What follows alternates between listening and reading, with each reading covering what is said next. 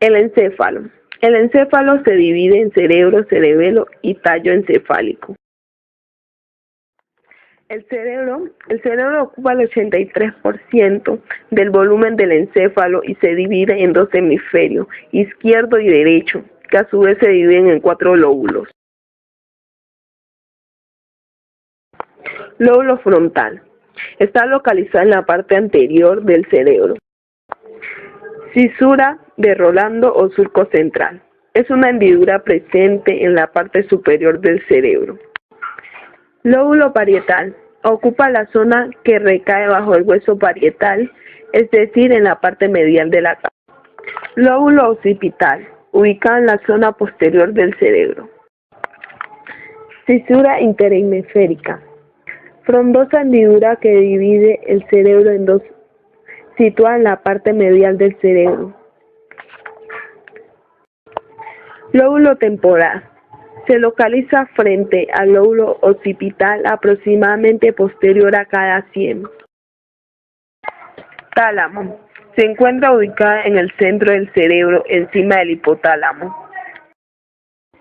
Hipotálamo. Forma parte del diencéfalo y se sitúa debajo del tálamo. Hipófisis.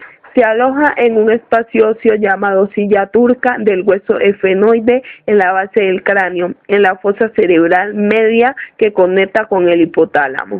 El diencéfalo está compuesto por el epitálamo, el tálamo y el hipotálamo, y forman la porción central del encéfalo. El mesencéfalo, la porción rostral del tronco del encéfalo. Se sitúa en la unión de las fosas craneales media y posterior. El puente, la parte del tronco del encéfalo entre el mesencéfalo rostralmente y la médula oblonga caudalmente. Se sitúa en la porción anterior de la fosa craneal posterior.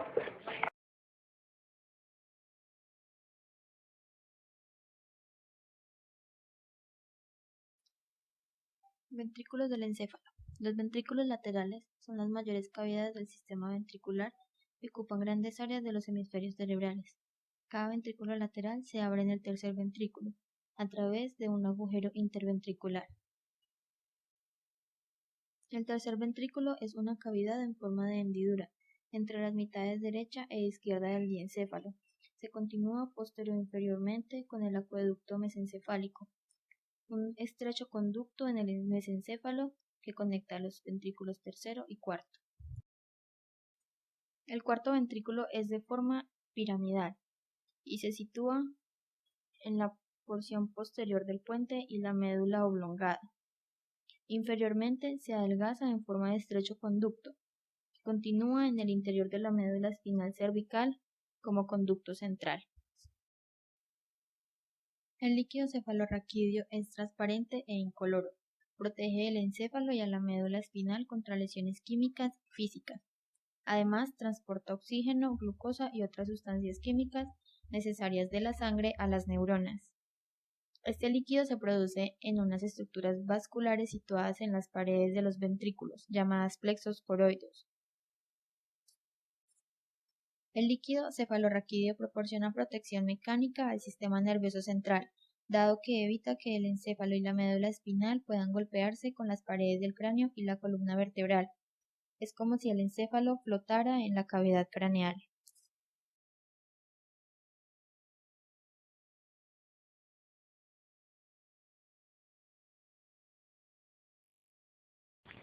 Es un cilindro de tejido nervioso que surge del tallo encefálico por el agujero magno del cráneo. Pasa por el canal vertebral hasta el borde superior de la segunda vértebra lumbar. En los adultos mide en promedio 45 centímetros de largo y 1.8 centímetros de grueso. En los neonatos, la médula se extiende por toda la columna vertebral. Sin embargo, el alargamiento de la médula espinal se detiene alrededor del cuarto o quinto año de vida. De la médula espinal nacen 31 pares de nervios raquídeos, 8 pares de nervios cervicales, 12 pares de nervios torácicos, 5 pares de nervios lumbares, 5 pares de nervios sacros y un par de nervios coxígeos. Aunque la médula espinal no tiene una segmentación visible, la parte inervada por cada par de nervios es un segmento. En dos áreas, la médula espinal es más gruesa. En la región cervical inferior, una intumescencia cervical da lugar a los nervios de las extremidades superiores. Y en la región lumbosacra hay una intumescencia lumbosacra que aporta nervios a la región pélvica y a las extremidades inferiores. Debajo de esta, la médula se adelgaza en una estructura cónica, el cono medular, y a partir de este se origina el fileto terminal, el cual fija la médula espinal al coxis.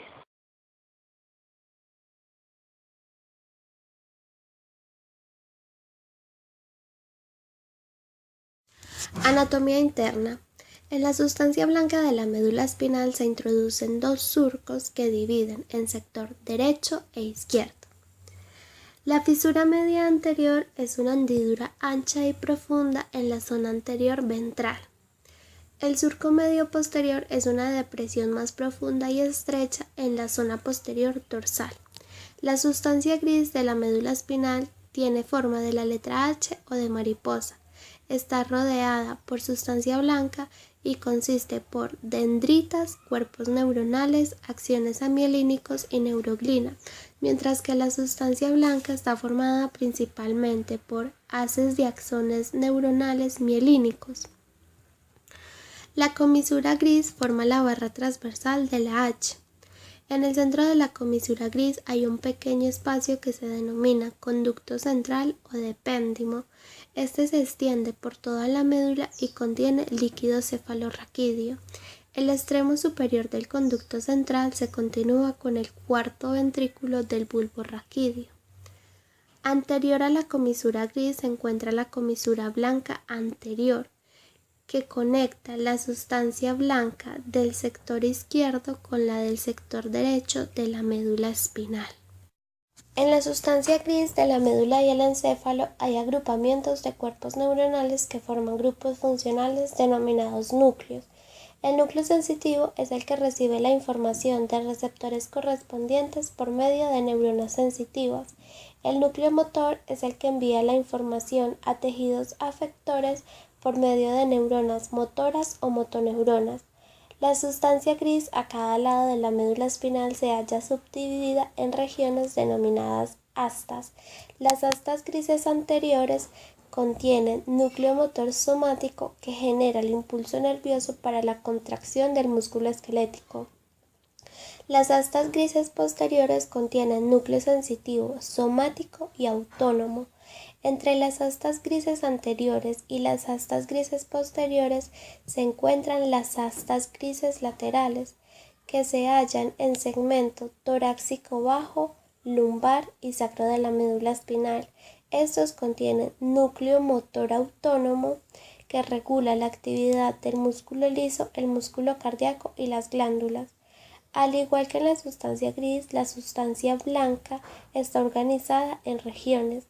Las astas anteriores y las posteriores dividen la sustancia blanca de cada lado en tres áreas anchas denominadas cordones.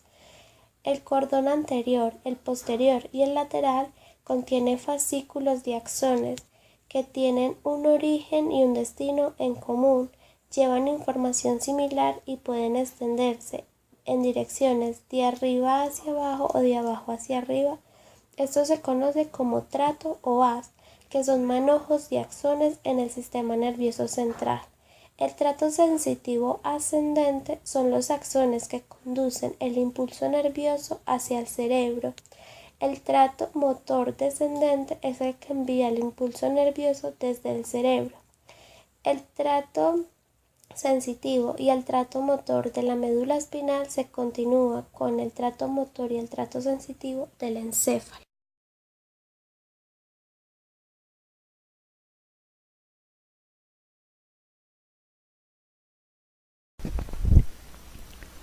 La meninges. Son las membranas de tejido conectivo que cubren todo el sistema nervioso central. En los mamíferos se distinguen desde la más interna a la externa, la pia madre, la aracnoides y la dura madre. Entre la pía madre y la aracnoide se encuentra el líquido cefalorraquídeo, el líquido que funciona como amortiguador para los golpes y evita traumatismos en el encéfalo. La dura madre es la meninge más externa, entre ellas dos la pía madre es la vascularizada. La región externa limita con el periósteo en el encéfalo y con el espacio epidural en el tubo neural. Por la parte interna limita con el espacio subdural, justo por debajo queda la meninge aracnoide. La meninge aracnoides o sencillamente aracnoides es la meninge intermedia, se sitúa entre la dura madre y la pía madre. Se trata de una capa avascular, aunque a través de ella pasan vasos sanguíneos que se dirigen a la pía madre. La pía madre es la capa más interna de la meninges y está muy vascularizada. Se encuentra en estrecho contacto con el encéfalo, siguiendo el contorno del tejido cerebral. A pesar de estar en estrecho contacto, siempre se interpone una capa de procesos gliales.